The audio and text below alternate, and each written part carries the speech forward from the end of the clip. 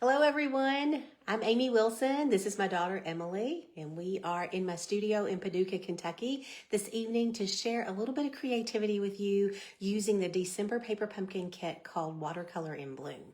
So I don't know if you've gotten yours yet or not, but the December kit is never holiday related because it's too late to use it for the holidays. So it's a great all occasion kit with sentiments that you can sort of customize yourself. So Emily is going to share some alternative projects that she's created with the kit. And I am going to put together the cards that were intended to be made with the kit. So I'll talk a little bit about those as I assemble them, but so that you don't get bored, Emily's going to tell you a little bit about her alternative projects. So we'll go on and get started.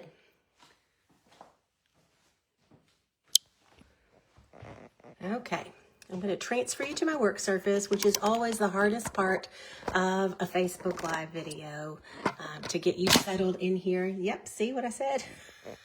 Just close your eyes for a moment. And I'll tell you when I'm ready to get started again.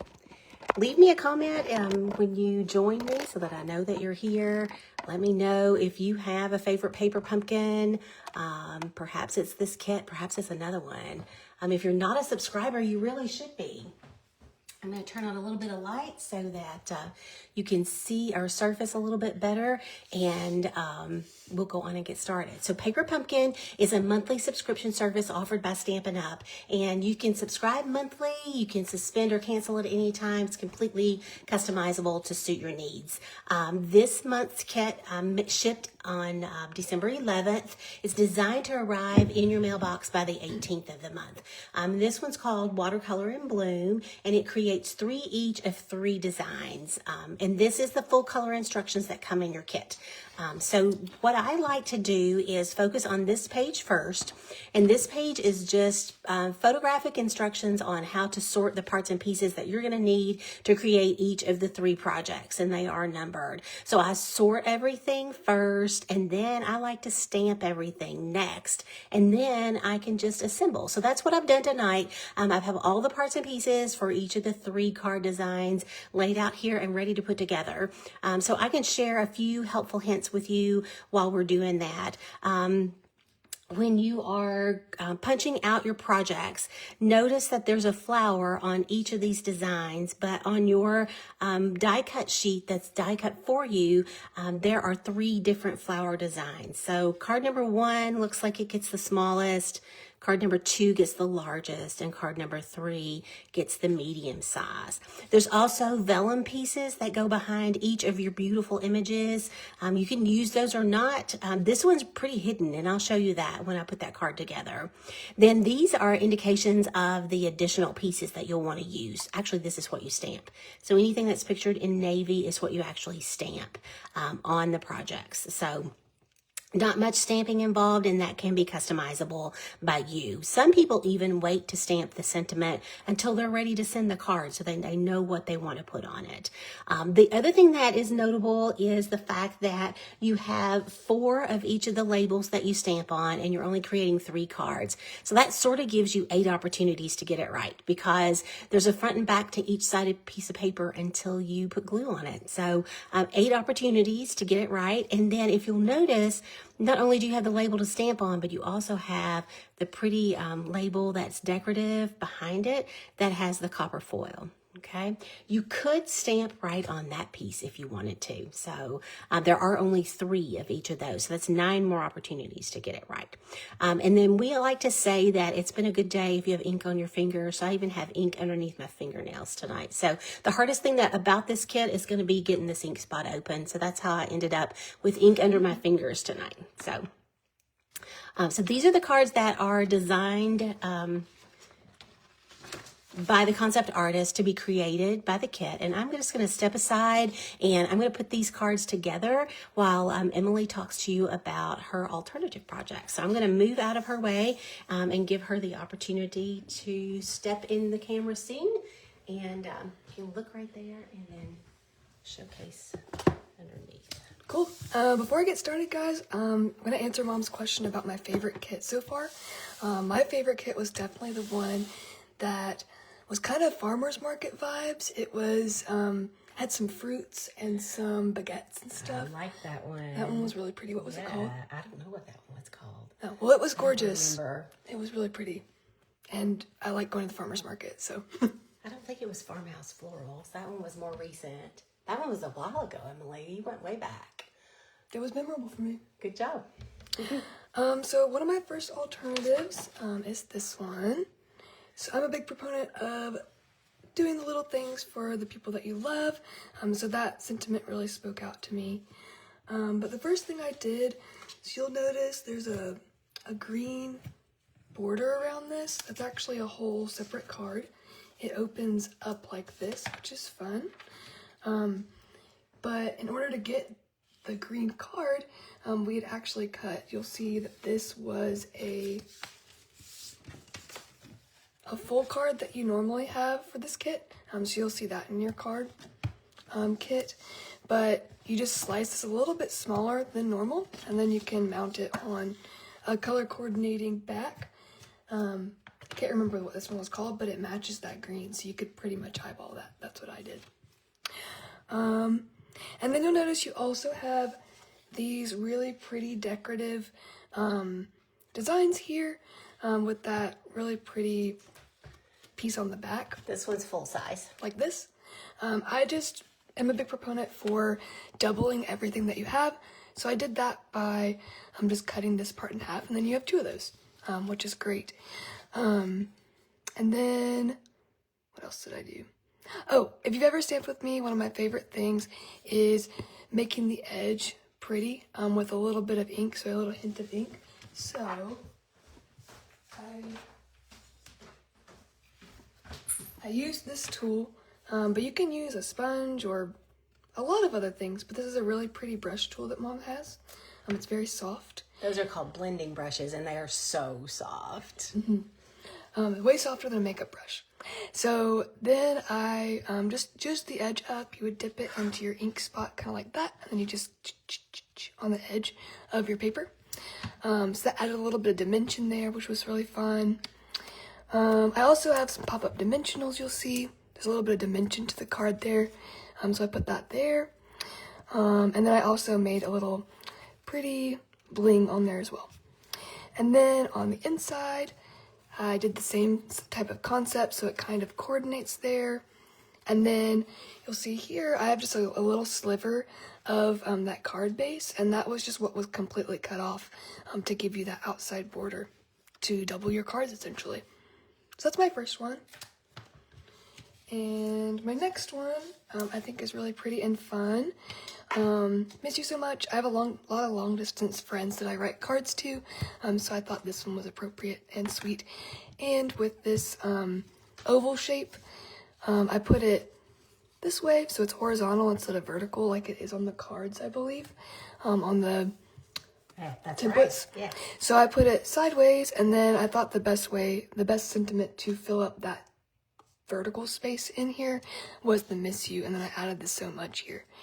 I know Mom likes to keep her stuff straight, but a lot of the time in my cards, you'll see there'll be a little bit of variation there, and she always thinks that's cool, but says that she won't do it herself. No, my stampers know that I am square, flat, monochromatic, and symmetrical.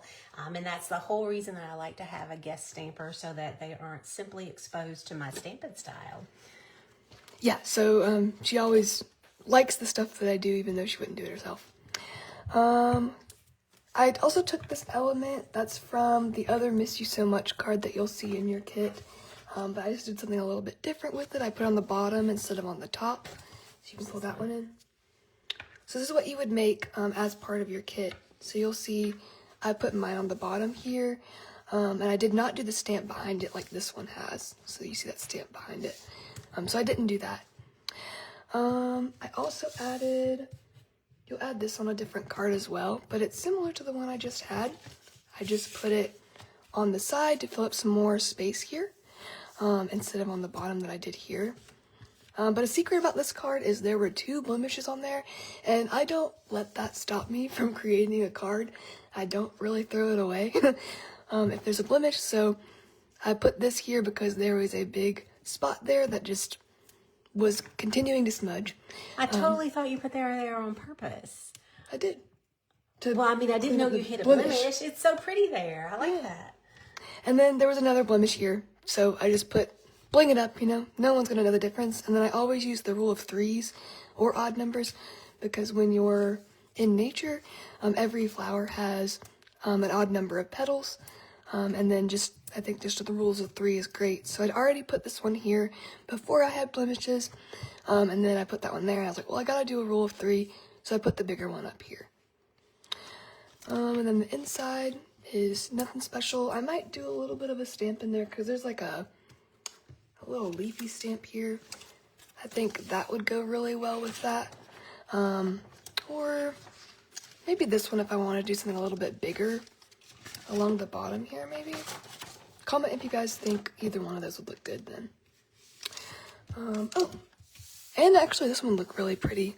It's like a little sprout that could just come out at the corners. So I might do all four corners with that. I think that would look really pretty. Stampers are always looking for something to go on the inside of their cards. Yeah, I like that. That could also go with your envelope too. So Emily writes a lot on the inside of her cards. So if she was going to put something on the inside of there, she'd snuggle it up near the top. If you don't want to write a lot on the inside of your card, you can put that sentiment right in the middle. Yeah, if I were to write this card, it would be full, at least here, maybe both. If I'm writing to my friend Laurel Getty, we normally touch up via cards, so it might be both sides. They're actually pen pals. I bet you thought that was a thing of the past, right? So Emily, would you be willing to put your alternatives there and then just use the take your pick tool and transfer some jewels to these guys? It tells you where to put them on the instructions if you want to do that. And I think this is the take your pick tool. Ooh, something that I haven't talked to Mom about, but I think you guys would like if you're into artistic stuff with the take your pick tool. I don't know if you guys have heard of diamond art, but immediately one of my friends got that for me for Christmas, and I'm so excited to start it. It's these little coasters that have Taylor Swift album covers on them, but you bedazzle them with diamonds.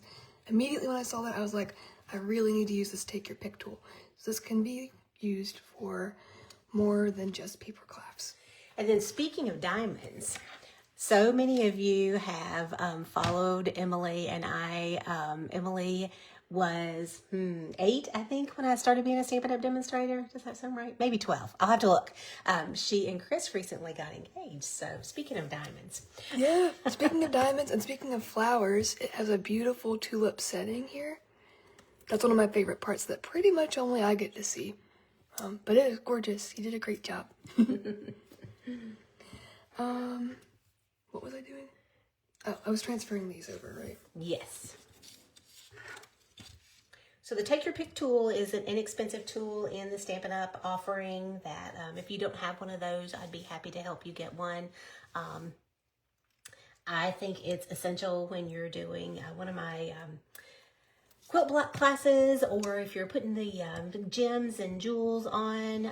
It just makes life so much easier. So let me know if that's a tool that you're interested in purchasing, and then I'm going to give you some helpful hints for putting together your cards. I'm almost finished in the time that Emily shared with you her alternative projects. What did you think? Leave us a comment if you had a favorite alternative project, or if there's something that you're going to share. If you're watching the replay either on Facebook or YouTube, you're welcome to leave me a comment as well. I read them all and typically try to respond to all of them as well.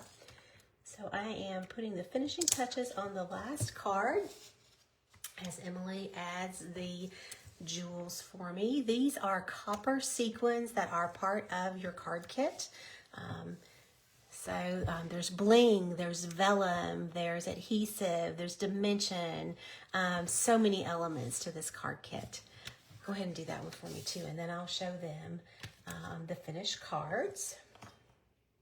Well, if you guys are paying attention to over here, I'm trying to place them in the generic same area, but sometimes I like it in a different spot myself. The only reason she's trying to place them where the instructions say is because she knows they're my cards. She would put them where she wanted to put them on her cards. Yeah, up here, I would probably space these out a little bit more. Or maybe put one down here. Sometimes I like to pull your eyes Like with marketing, you like to pull your eyes all over the element. So I wouldn't just keep the sequence up here. I might put 2 up here and 1 down here, so your eyes would be on all pieces. Good point. Let's talk about that one since you had it out. Okay, so with this card, I like to give you helpful hints to make your creativity a little bit easier. So with this one, the large piece of vellum is underneath. You can use that or not. Save it for another project if you'd like. But the thing that I want to point out is the fact that there are 3 stamped images back behind here, and I did kind of place this where I wanted it without putting adhesive behind it so that I knew where to stamp those images. And then the interesting thing about the instructions is there's a dimensional behind the greenery, and there's just tear and tape behind the base. So that gives the top dimension, but not the base. And I really like that because once I stamped the greenery back there, I thought, how is anyone going to see that? But you can see it because that's up on dimensionals back there. The sentiment is also on dimensionals. So you don't have to use miss you so much because so much is a different stamp. You can just say miss you. You could say miss you, dear friend. But just know that when you use the sentiment, dear friend, that Emily pointed it out, it does have a comma after it. Just don't ink that. If you just want to say, miss you, dear friend. Okay? So that is an option for you. On this one, I didn't even notice there was vellum underneath.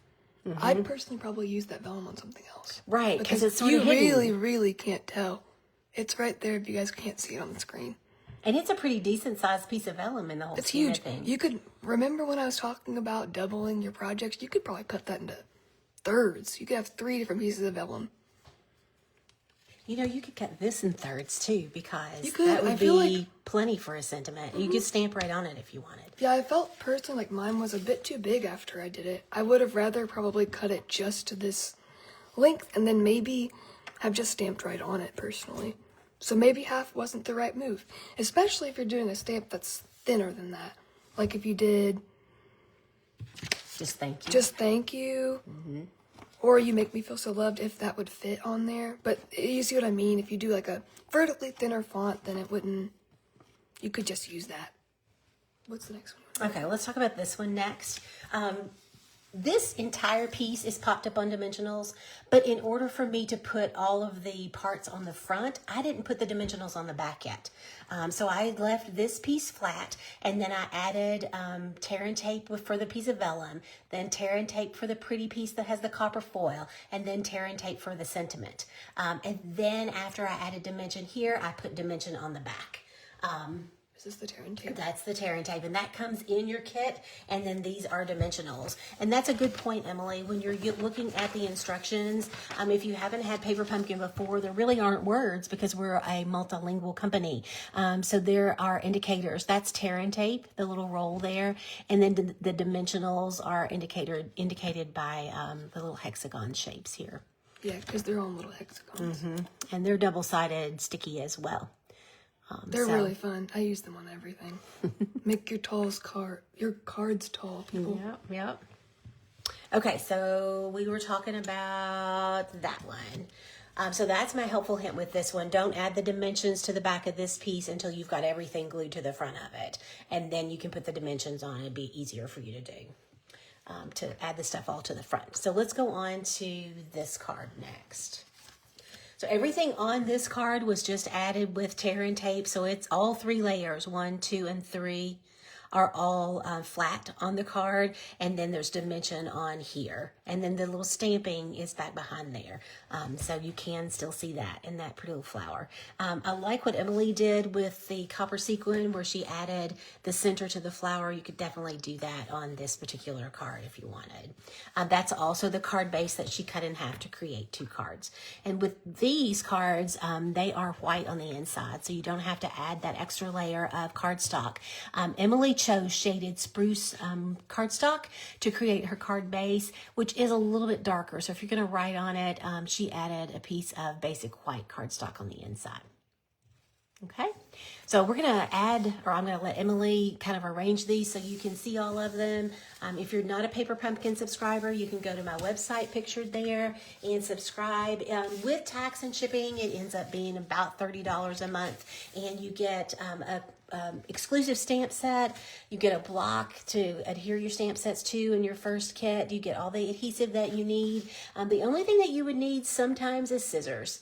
Wasn't even the case in this kit. And you get full color instructions. You even have a ruler down the side of your instructions if you need to cut twine or something. There's also a QR code that you can scan on the back of your instruction sheet that will take you to an unboxing video that's done professionally by Stampin' Up. So you have the opportunity to pause that video as you're creating and create along with that. Each quarter of the year, Stampin' Up! Releases a set of dies that coordinates with the 3 paper pumpkin kits for that month or for that quarter. These 3 dies coordinate with the Watercolor in Bloom. They are still available. It's called Abundant Joy, and that's available on my website if you're interested in that. My website address is here, and then that's what we have for Paper Pumpkin for December. So I'm going to share with you what your options are for January, February, and March. I love that we see an entire quarter of information all at one time. Leave me a comment if you are excited about the January, February, or March Paper Pumpkin Kit. So in January, it's called Special Delivery. It's sort of Valentine themed, but it's not overly Valentine. It's special delivery. You can see the little floral images that look like postage stamps. So it's not all pink and red and hearts. It is cute, isn't it? So it's not over the top Valentine. Is that the box? That is the box. So That'd be that a pretty box to put a bow on and give to somebody. That would make a great gift. It'd make a great gift just like it is. Mm-hmm. So 9 cards, 3 each of 3 designs, and you can gift Paper Pumpkin now. If you need to know how to do that, I can teach you how. But the little blurb here says, send heartfelt Valentines featuring sweet postage stamp designs and sentiments for love and friendship. So it's not real gushy mushy. Coordinating colors even include Blueberry Bushel, which is a beautiful bright blue that's pictured there. February is called Celebrate Spring. I believe Easter is early this year. So the February kit would arrive in your mailbox near or around February 18th. And that's 9 cards, 3 each of 3 coordinating designs with 9 coordinating envelopes. And you can see a little sneak peek over here to the side with the basket and the eggs and the bunny. It also says this kit coordinates with the Easter Joy Sweet Collection, and that will be found in the mini catalog that will come out in January. So you'll be able to see that in that mini catalog. If you don't have a demonstrator and need a catalog, please let me know. And then the March kit's called Fluttering Garden, and it looks like it features these fun hummingbirds. They're one of my favorites. And March will be our anniversary month, so we will have a free additional stamp set included in that card kit. That one also makes 9 cards, 3 each of 3 designs with coordinating envelopes. And then the add-on dies are featured here at the bottom. Beautiful tulips and little coordinating leaves, the word beautiful, and then a pretty large postage stamp die cut for you as well. So that is what Emily and I have for you tonight as far as Watercolor in Bloom for December, and look forward to sharing with you in January when we explore the Special Delivery Paper Pumpkin Kit. Say goodbye, Emily. Bye, guys. Thanks for joining us.